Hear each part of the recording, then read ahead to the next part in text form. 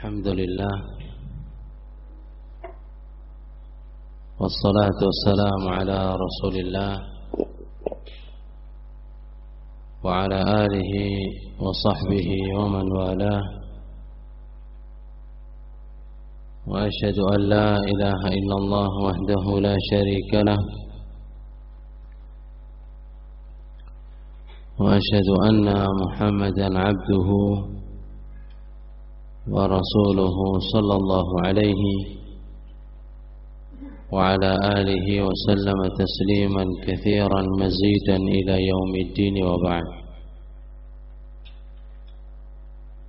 Ma'asyiral ikhwah wal hadirin rahimani wa rahimakumullah.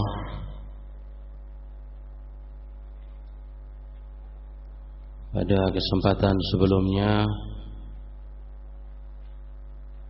kita telah menyebutkan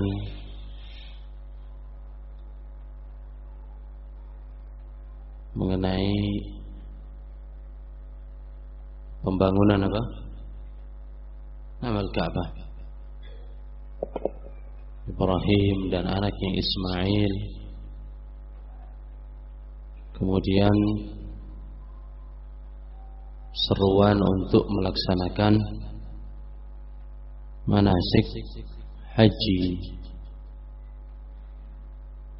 Nah,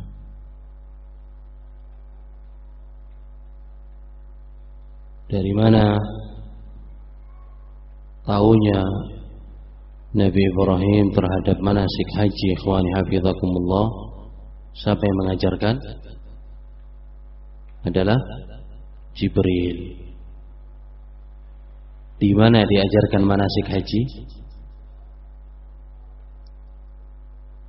Di mana malaikat Jibril mengajarkan Ibrahim manasik haji? Nah, sebagaimana diriwayatkan dari Ibnu Khuzaimah dan disahihkan oleh Imam Al-Albani alaihi rahmatullah dalam Sahih Sunan Ibnu Khuzaimah atau dalam Sahih Ibnu Khuzaimah, di mana malaikat Jibril mengajarkan Nabi Ibrahim di sebuah tempat yang dengan jawaban Nabi Ibrahim tempat tersebut dinisbatkan kepadanya. Di tempat itu Nabi Ibrahim ditanya oleh malaikat Jibril, "A'arafta?" Nah, al-makan alladhi tas'a, wahai Ibrahim, a'arafta, apakah engkau mengetahui tempat di mana engkau sa'i? Ibrahim mengatakan, "Na'am."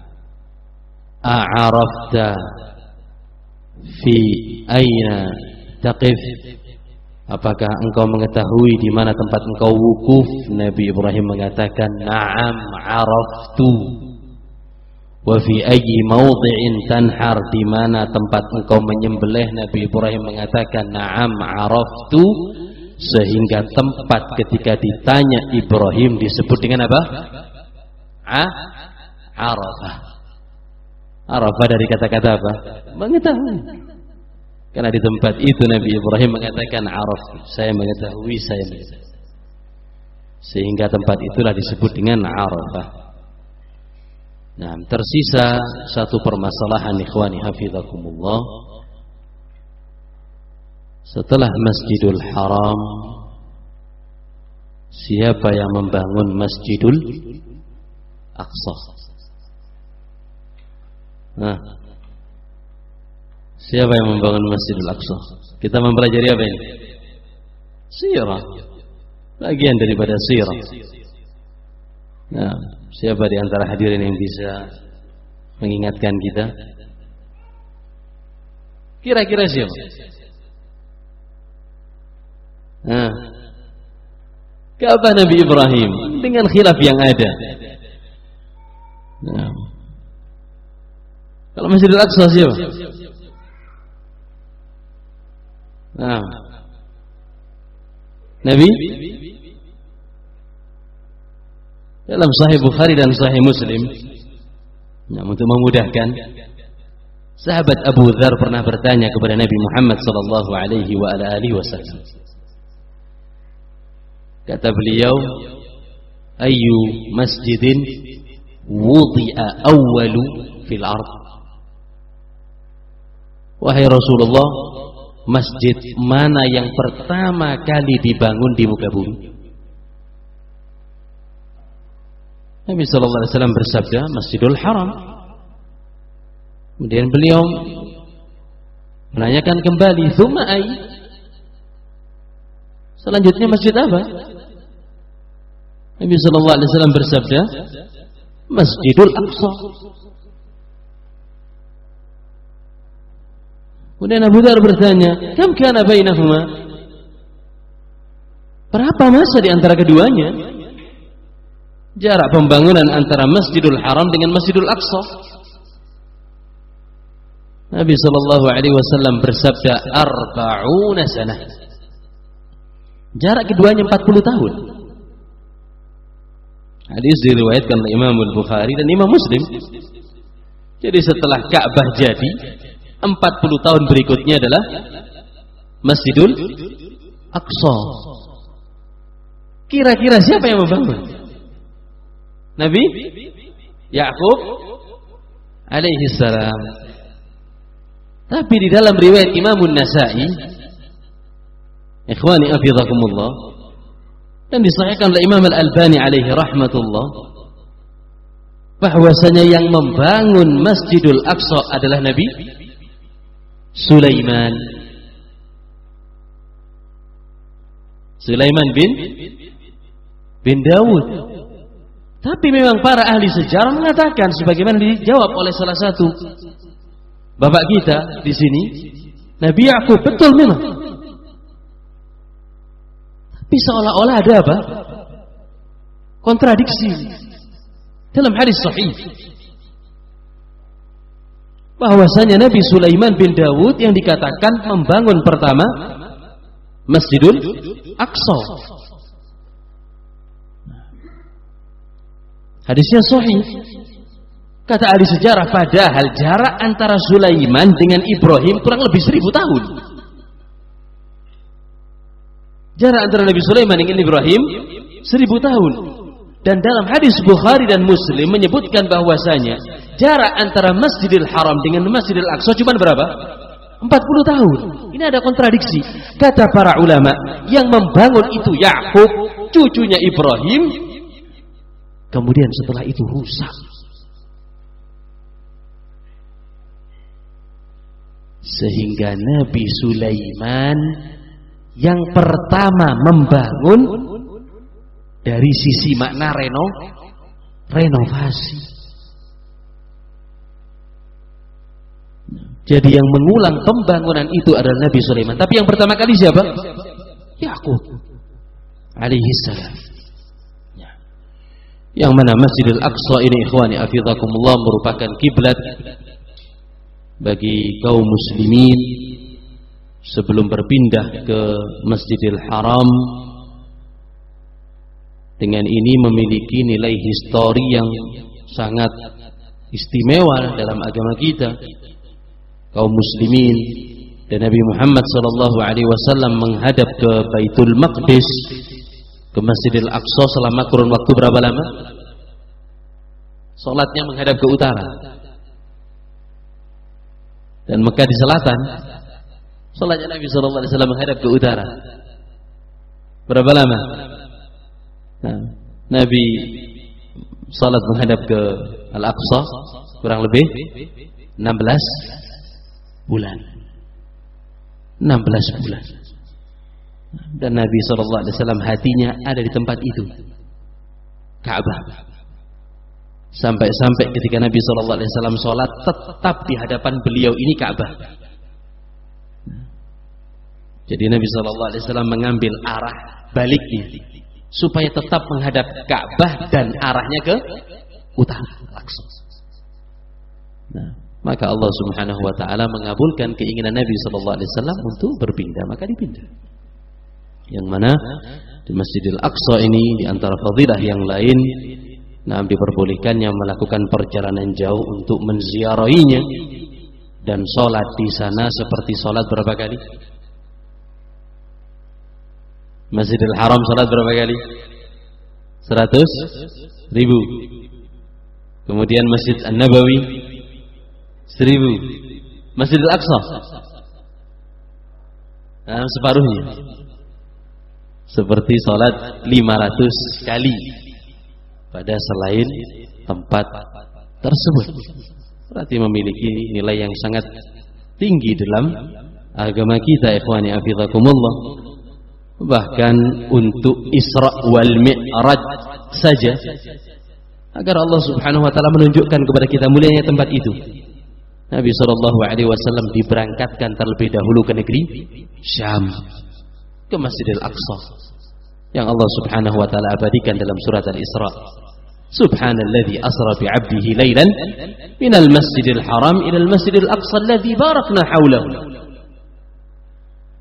Kami perjalankan hambaku di malam hari dari Masjidil Haram menuju ke Masjidil Aqsa yang kita berikan barakah sekitarnya, linuriyahu min ayati, untuk menampakkan tanda-tanda kebesaran kami. Innahu huwas samiul basir, sesungguhnya Allah Subhanahu wa taala Maha mendengar lagi Maha melihat. Nah, yang mana ikhwani hafizakumullah, Masjidil Aqsa ini merupakan masjid yang sangat luas.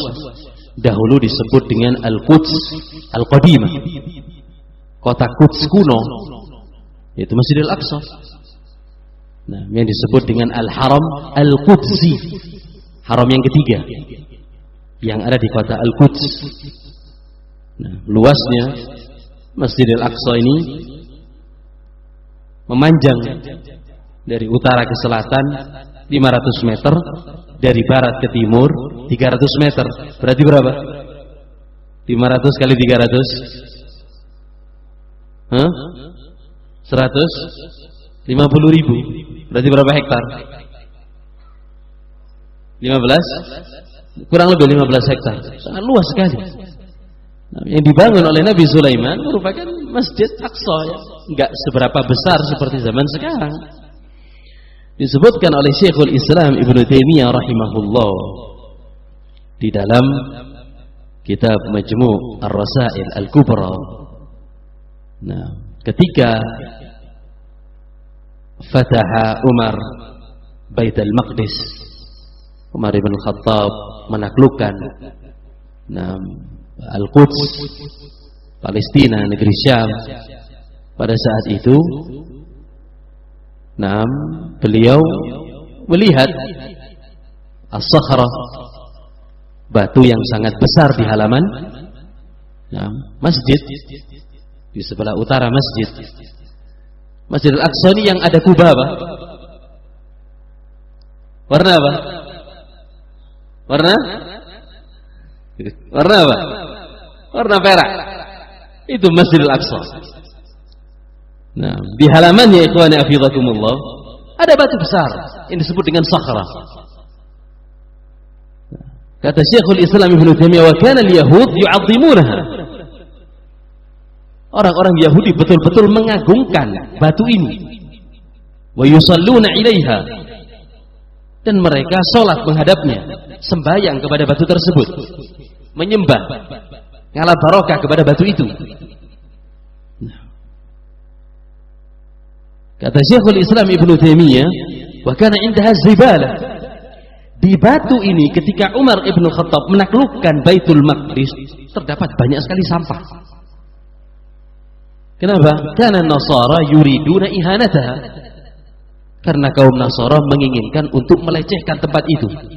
Karena perseteruan di antara dua agama. Yahudi mengagungkan batu tersebut, batu suci. Kaum Nasara menganggap apa? Tempat yang najis, sehingga mereka meletakkan sampahnya. Fa'amara Umar bi'izalatiha, sehingga Umar bin Khattab memerintahkan untuk membersihkan kenajisan dan sampah-sampah dari area batu itu. Nah, maka Umar bertanya kepada Ka'bul Akhbar. Ka'ab ini seseorang yang hidup pada zaman jahiliyah dan Islam, tapi bukan sahabat. Nah, Dia hidup pada zamannya Nabi SAW, tapi tidak pernah melihat Rasulullah. Ketika Nabi hidup, dia dalam keadaan musyrik. Masuk Islam pada masa khilafahnya Abu Bakar As-Siddiq. Nah, yang seperti ini disebut apa? Sahabat? Enggak, karena enggak melihat Nabi SAW. Disebut mukhadram, tabi'i yang tua, hidup pada zaman jahiliyah dan Islam. Pada zaman khilafah Umar ibn al-Khattab dijadikan sebagai sekretarisnya, karena Ka'bul Akhbar ini dahulunya Yahudi, yang bisa baca kitab Taurat dan Injil, paham bahasa Ibrani, bisa menulis dan bisa membaca tulisan. Maka Umar bertanya kepada Ka'bul Akhbar,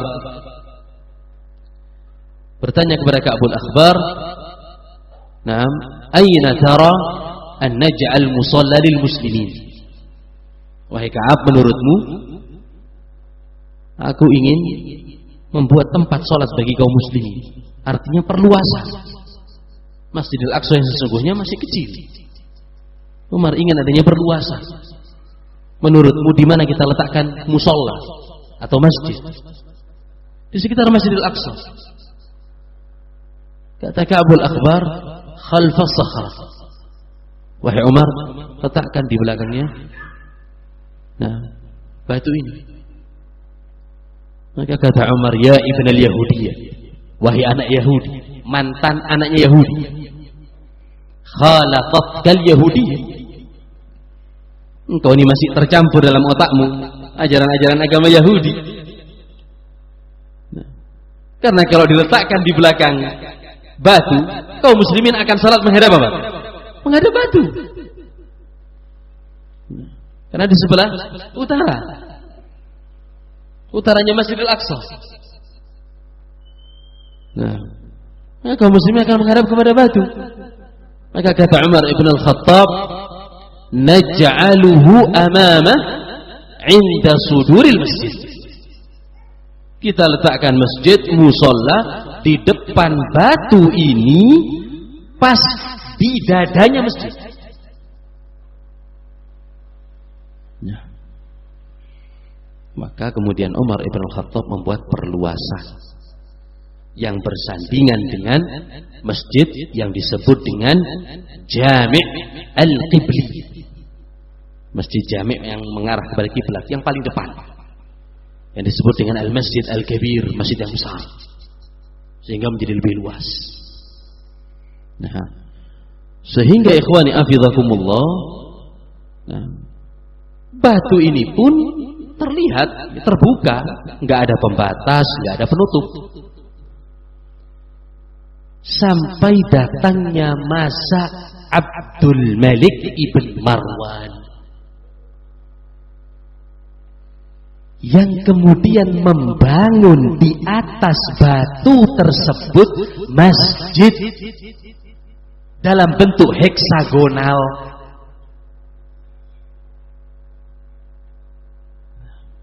dengan 4 pintu. Di dalamnya masjid ini apa? Batu.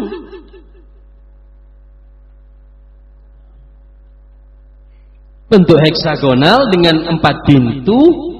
Dimulai pembangunan pada tahun 66 Hijri dan tamat pada tahun 72 Hijri.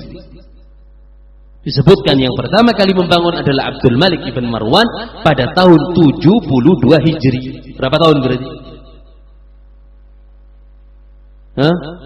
66 ke 72. Sekitar 6 tahun. Sehingga masjid ini dikenal dengan Kubbatus Sakhrah. Kubbah untuk menutupi apa? Sakhrah, batu tadi. Yang kubahnya berwarna apa? Emas.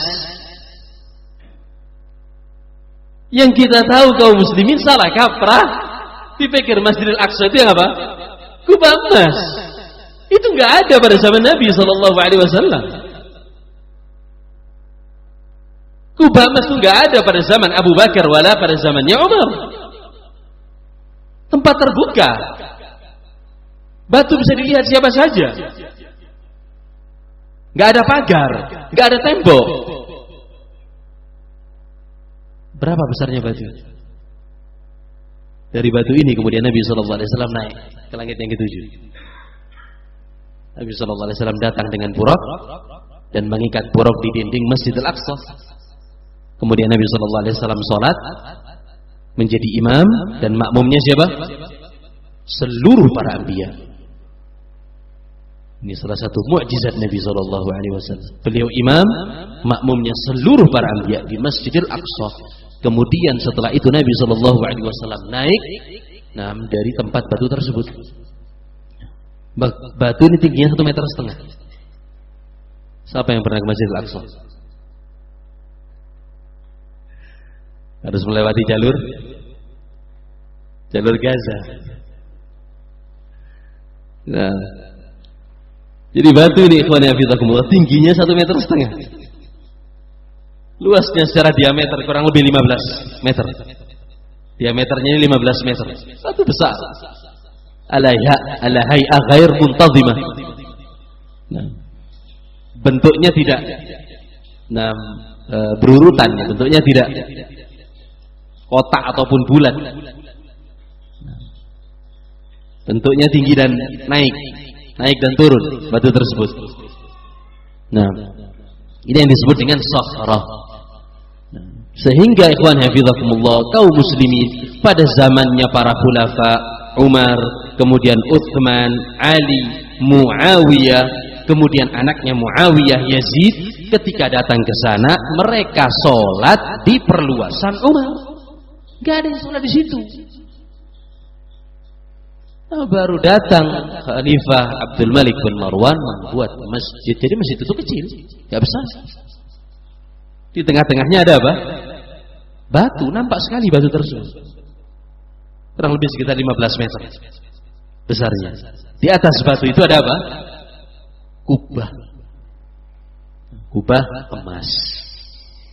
Nah, di sini ikhwani hafizakumullah, bahwasanya Masjidil Aqsa yang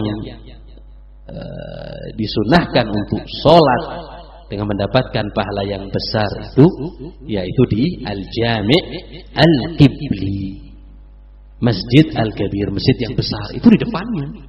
Kubahnya berwarna apa tadi? Perak, abu-abu. Ini Masjid Al-Aqsa. Nah, adapun Qubbatus Sakhra masuk di dalam wilayah apa? Masjid. Karena sekali lagi masjid tadi berapa hektar? Hampir 15 hektar. Ya. Semoga Allah Subhanahu wa taala membersihkan masjid ini dari ikhwatul qiradah wal khanazir, saudara-saudara dari anjing dan babi, yaitu kaum Zionis Yahud. Ini sekilas mengenai Masjidul Aqsa. Nah, kita kembali ikhwani hafizakumullah, bahwasanya Nabi Ismail memiliki 12 anak ketika menikah dengan wanita dari suku Jurhum. Dari 15 anak inilah kemudian setelah itu menjadi 12 qabilah yang tersebar di seluruh penjuru jazirah, yang mana pekerjaan mereka adalah tijarah, berdagang. Ada yang ke negeri Mesir, ada yang ke negeri Syam, ada yang ke bagian selatan di negeri Yaman. Dari anak-anaknya Ismail. Akan tetapi ikhwani hafizakumullah, bimururi az-zaman, dengan berjalannya waktu, dari 12 qabilah tersebut banyak yang musnah, banyak yang tenggelam dan hilang. Tidak tersisa dari 12 anak Ismail kecuali 2 qabilah saja, Nabit dan Qaidar. Ini 2 anak Ismail, Nabit dan Qaidar. Nabit menguasai daerah utara Al-Hijaz, daerah utara Jazirah Al-Arabiyah. Nah, mereka tinggal di kota Madinah dan sampai ke atas. Mereka punya kekuatan di sana. Nah, para kesatria-kesatria yang ahli di dalam peperangan, dan mereka berkuasa sekian abad. Mereka berkuasa sekian ratus tahun. Sehingga kabilah-kabilah yang ada di kota Madinah, ikhwani afizakumullah, baik kabilah Aus dan Khazraj, itu dari keturunan Nabit. Anaknya siapa? Ismail. Adapun Qaidar, mereka tetap di Mekah. Anak dari Ismail yang kemudian menjadi kabilah besar Qaidar, ini mereka tetap tinggal di Mekah sampai lahirnya dari keturunan Qaidar yang bernama Adnan. Dan ini merupakan kakek ke-21 Nabi Muhammad sallallahu alaihi wa ala alihi wasallam. Berarti secara nasab, orang-orang yang tinggal di Medina ada hubungan nggak sama Nabi sallallahu alaihi wasallam? Ada hubungan. Apanya Nabi sallallahu alaihi wasallam? Anak dari saudara apa? Kakeknya. Sehingga mudah bagi mereka untuk masuk ke dalam agama Islam. Selain hidayah dengan seizin Allah subhanahu wa ta'ala, pun juga jalur apa? Nasab, qabilah. Karena yang di Madinah merupakan anak dari saudara kakeknya Rasulullah sallallahu alaihi wasallam yang bernama siapa tadi? Qaidar. Dari Qaidar lahir Adnan, dan Adnan ini merupakan kakek ke-21 Nabi Muhammad sallallahu alaihi wa ala alihi wasallam. Ini dari sisi nasab. Adapun dari Nabi sallallahu alaihi wasallam menuju kepada Adnan, ini insyaallah waktu yang akan datang. Intinya ikhwani afizakumullah, bahwasanya Nabi kita merupakan Rasul yang Allah subhanahu wa ta'ala utus sebagai wasithah, perantara antara kita dengan Allah subhanahu wa ta'ala, perantara antara Allah subhanahu wa ta'ala dengan makhluknya, fi tabligh ad-din wa risalah, untuk menyampaikan agama, pesan, risalah dan syariat Allah subhanahu wa ta'ala kepada hamba-hambanya. Maka dari sini ikhwani afizakumullah, wajib bagi kita untuk mengetahui siapa beliau. Fa kaifa tatba' syakhsan wa anta la ta'rifuhu? Bagaimana engkau akan mengikuti seseorang dan engkau enggak tahu siapa dia? Maka wajib bagi kita untuk mengetahui sirah Nabi Muhammad sallallahu alaihi wasallam dari sisi penamaan, nasab beliau, dari kabilah mana. Karena Nabi sallallahu alaihi wasallam tidak ada keraguan, Arabi, orang Arab, dan orang Arab terdiri dari nasab kabilah yang enggak bisa didustakan mereka. Enggak bisa dipalsukan, satu persatu sesuai dengan jalurnya dan diketahui oleh masyarakat pada saat itu. Dan ini juga memperkuat tali syahadat kita, asyhadu anna Muhammadar Rasulullah, mengetahui kehidupan Nabi Muhammad SAW, bagaimana beliau, umurnya di dunia, kelahiran, kota beliau tumbuh, bagaimana kehidupan sebelum diangkat menjadi Rasul, bagaimana pula dakwahnya setelah itu, apa yang dialami Nabi SAW sebelum hijrah, dan bagaimana pula perjalanan syariat yang beliau sampaikan ketika sudah di kota Madinah, bagaimana perjuangan beliau bersama para sahabatnya. Ini merupakan ilmu yang besar, pembendaharaan, yang semua itu ditulis oleh para ulama. Dan ini untuk lebih menguatkan kita untuk menjadikan Nabi SAW sebagai qudwah dan uswah, suri tauladan yang baik di dalam kehidupan kita sehari-hari. Maka dari sini ikhwani afidhakumullah,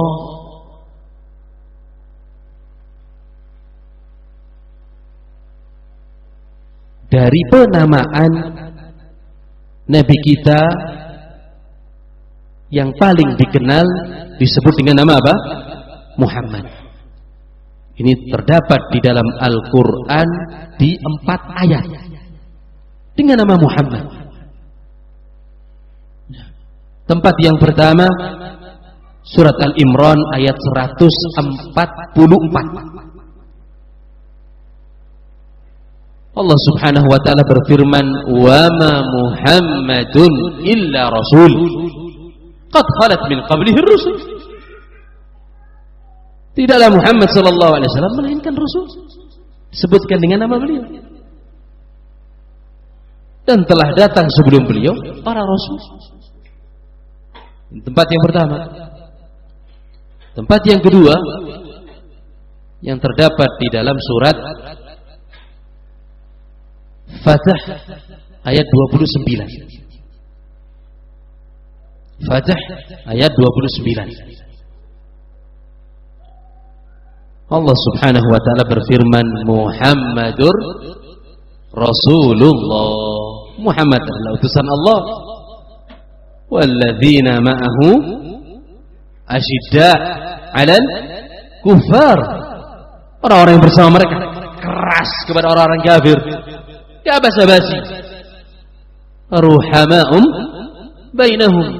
Tapi saling mengasihi, rahmat, cinta mencintai kepada sesama, menjadikan mereka satu tubuh, satu badan, loyalitas kepada kaum mukminin. Tarahum ruk'an sujada, engkau akan mendapati mereka dalam keadaan ruku sujud, yabtaghuna fadlan minallahi wa ridwana. Perbuatan mereka itu untuk mengharap karunia di sisi Allah Subhanahu wa taala dan keridhaannya. Simahum fi wujuhihim min atharis sujud. Tanda-tanda mereka terdapat dalam wajahnya dari bekas sujud. Nah, ini dalam surat Fatah ayat 29. Sebutkan nama Nabi Muhammad. Ini yang kedua. Kemudian yang ketiga, ikhwani afidhakumullah, Al-Ahzab ayat 40. Al-Ahzab ayat 40. Allah Subhanahu wa taala berfirman, "Ma kana Muhammadun aba ahad min rijalikum." Muhammad sallallahu alaihi wasallam bukan sekedar bapak di antara anak-anak kalian. Bukan bapak di antara kalian. Walakin Rasulullah wa khataman nabiyyin. Akan tetapi beliau adalah utusan Allah Subhanahu wa taala dan penutup para nabi. Ini Al-Ahzab ayat 40. Yang terakhir surat dengan apa? Nama beliau. Surat apa? Muhammad ayat 2. Allah Subhanahu wa taala berfirman, "Walladzina amanu wa 'amilus shalihat." Orang-orang yang beriman dan beramal saleh, wa amanu bima nuzzila ala Muhammadin, dan orang-orang yang beriman atas apa yang diturunkan kepada Nabi Muhammad sallallahu alaihi wasallam, wa huwal haqqu min rabbih, dan itu hak benar dari Tuhannya. Ini 4 letak nama Nabi Muhammad sallallahu alaihi wasallam di dalam Al-Qur'an. Yang pertama surat apa tadi? Al-Imran ayat 144. Yang kedua Al-Fajr ayat 29. Yang ketiga Al-Ahzab ayat 40. Yang keempat, yang terakhir Muhammad ayat 2. Ini nama Nabi. Nah, yang pertama. Yang kedua dengan nama apa? Ahmad. yang terdapat dalam surat As-Saff ayat 6. Ketika Nabi Isa berkata bahwasanya aku utusan kepada kalian dengan membawa kitab yang membenarkan kitab-kitab sebelumnya, wa mubasyira, dan memberikan kabar gembira kepada kalian. Nah, dengan seorang rasul mim ba'di ismuhu Ahmad, setelahku dengan nama apa? Dengan nama Ahmad. Artinya ikhwani afidakumullah, sebelum Injil itu dirubah, nama Nabi kita telah tercantum dalam kitab mereka dengan firman Allah Subhanahu wa ta'ala yang terdapat dalam surat ini. As-Saff ayat 6. Ini nama yang kedua, Ahmad. Nama yang ketiga,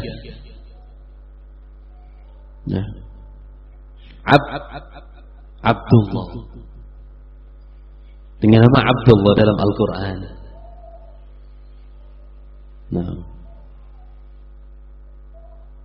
Wa annahu lamma qama Abdullah, dan sesungguhnya ketika bangkit Abdullah yad'uhu, Nabi Muhammad sallallahu alaihi wasallam beribadah kepada Allah Subhanahu wa taala, kadu yakununa alaihi libada, para jin-jin pada saat itu berbondong-bondong mendatanginya, mengkerumuni Nabi Muhammad sallallahu alaihi wasallam ketika beribadah kepada Allah. Di sini disebutkan dengan nama apa? Abdullah. Ini nama beliau yang ketiga. Kemudian nama Nabi sallallahu alaihi wasallam yang keempat adalah Al-Hashir. Kalau yang tiga ini dalam Al-Quran, sisanya dalam hadis Nabi sallallahu alaihi wasallam. Di antaranya Bukhari, Muslim dari sahabat Jubair bin Mut'im dan yang lainnya. Nama yang keempat ini Al-Hashir. Artinya apa? Sang penghimpun. Alladzi yuhsyarun nas ba'da ar-risalah ila al-hisab wal jazaa, yaitu yang menghimpun umat manusia setelah kenabian beliau kelak pada hari kiamat untuk dihisab dan ditimbang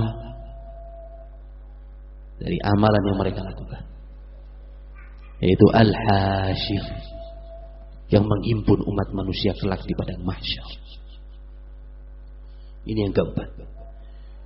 Kemudian yang kelima, ikhwani afidakumullah, Al-Muqaffi dan Al-Aqib dengan arti yang sama. Al-Muqaffi ini yang terakhir, Al-Aqib penutup. Kenapa? La nabiyya ba'dahu, sudah enggak ada lagi nabi setelah beliau. Di hadapan Nabi SAW hanya akan terjadi hari kiamat. Tidak ada lagi nabi setelah beliau. Bahkan Nabi Muhammad SAW beliau bersabda, la taqum as-sa'ah hatta yub'ats 30 kadzdzabun kulluhum yaz'umu annahu an-nabi. Tidak akan terjadi hari kiamat sampai Allah Subhanahu wa taala membangkitkan keluar 30 para dajjalun, para pembohong, para pendusta. Kulluhum yaz'umu annahu nabi, mereka semuanya mengaku sebagai nabi.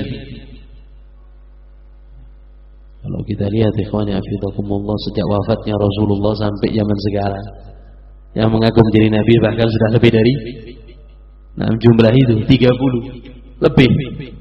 Bahkan mungkin sampai dalam hitungan apa? Ratusan. Bahkan setelah Nabi sallallahu alaihi wasallam wafat, di beberapa kabilah Arab sudah bermunculan. Bahkan seorang wanita mengaku dirinya sebagai apa? Nabiyah. Lantas bagaimana dengan hadis ini? Kata para ulama, alladzina indahum syaukah.